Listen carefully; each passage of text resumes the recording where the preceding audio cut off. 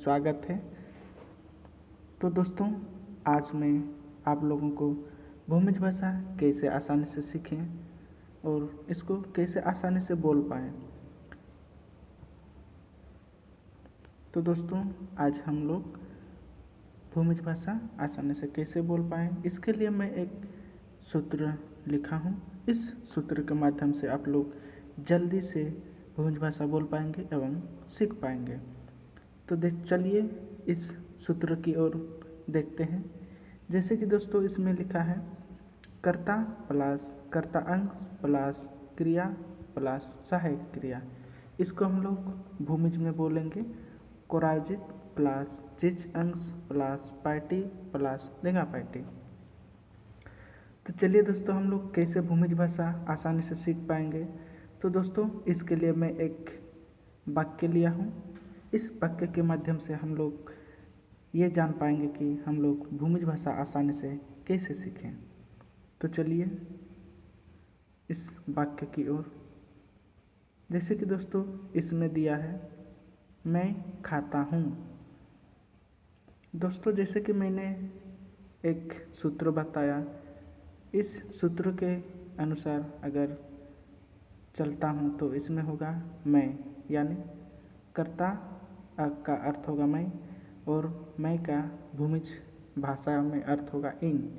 तो उसके बाद है कर्ता प्लस कर्ता अंश। कर्ता अंश मतलब जैसे कि मैं से आया इन, तो इन का जो अंश होगा यानी कर्ता अंश वो है एंग। उसके बाद क्या है, कर्ता अंश के बाद क्रिया है यानी क्या कर रहा, यानी यहाँ पर है मैं खाता हूँ यानी खा रहा है, तो उसका होगा भूमिज में जोम।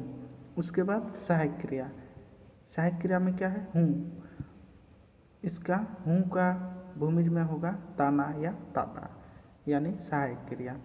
तो इसमें तो अगर इसको हम पूरा करते हैं तो इसमें मैं लिया हूँ इन एन जोम ताना। तो ये हो गया आपका पूरा वाक्य। तो दोस्तों इसी तरह मैं और एक वाक्य लिया हूँ जिसके माध्यम से आप लोग समझ सके, इसके लिए मैं और एक वाक्य लिया हूँ। चलिए उस वाक्य की ओर। जैसे दोस्तों इस वाक्य में है मैं जाता हूँ। मैं का अर्थ होगा इन, और जैसे कि दोस्तों सूत्र के आधार पर है कर्ता प्लस कर्ता अंश यानी इन एन। कर्ता अंश होगा एन।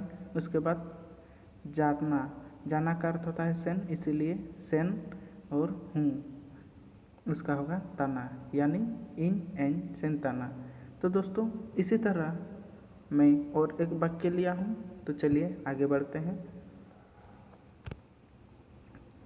इसमें है दोस्तों हम दोनों खा रहे हैं। इसमें भी वही प्रोसेस है जैसे हम दोनों का अर्थ होता है अलांग और कर्ता अंश होगा लांग। उसके बाद क्रिया, क्रिया यानी खा रहा है यानी जम, खाना का अर्थ होता है जम, और है इसका होगा ताना यानी अलांग लांग जम ताना। उसके बाद दोस्तों मैं और एक वाक्य लिया हूँ ताकि आप लोग को समझने में आसानी हो। तो चलिए उस वाक्य की ओर। तो दोस्तों इसमें है हम दोनों आ रहे हैं। हम दोनों का अर्थ होगा आलिंग और कर्ता अंश है लिंग। उसके बाद उसका क्रिया है आना का अर्थ होगा ही, इसीलिए ही लिया हूँ। उसके बाद रहे हैं इसका होगा ताना। तो ये हो गया आलिंग लिंग तना। तो दोस्तों आप लोग सोच रहे होंगे कि इसका जो पहला वाक्य था इसमें भी हम दोनों है और इसमें भी हम दोनों हैं, लेकिन इसका भूमिज में अलग अलग अर्थ है। यानी कि जैसे इसमें हम दोनों का अर्थ है अलंग, तो दोस्तों अलंग उसी जगह प्रयोग होगा जहाँ पर सिर्फ दो व्यक्ति रहेंगे और वे दोनों आपस में बात कर रहे हैं। उस जगह पर वे अलंग का प्रयोग होगा। वे दोनों आपस में बात कर रहे होंगे कि हम दोनों खा रहे हैं यानी अलंग लंग जम तना। उसी प्रकार इसमें है हम दोनों आ रहे हैं इसमें अलग अर्थ है। इसमें क्या है? आलिंग।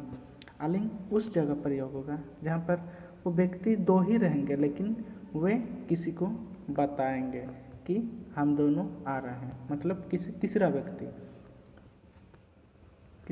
व्यक्ति को बताएंगे, तो उस जगह पर होगा आलिंग। तो इसीलिए इसमें हम दोनों आ रहे हैं का होगा आलिंग लिंग हित्ताना। उसके बाद दोस्तों मैं और एक वाक्य लिया हूँ ताकि आप लोग को सीखने में आसानी हो। इस वाक्य में है हम दोनों जा रहे हैं, हम लोग जा रहे हैं।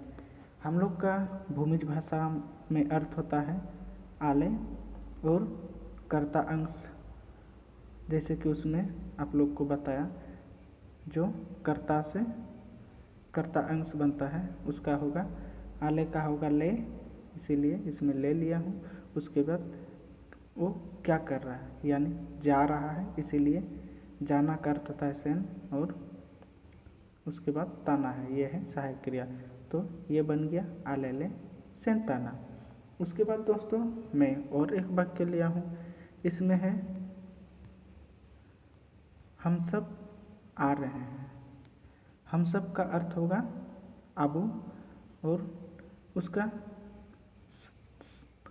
कर्ता अंश है बू। उसके बाद क्या कर रहा? आ रहा है, यानी ही होगा। उसके बाद ताना, तो ये बन गया आबूबू हितना। तो दोस्तों इसी तरह अगर हम लोग सूत्र को सही जगह पर, सूत्र के आधार पर सही जगह अपना अपना शब्द को जोड़ेंगे तो ये हम लोग आसानी से भूमिज भाषा सीख पाएंगे। तो थैंक यू, आज के लिए इतना ही।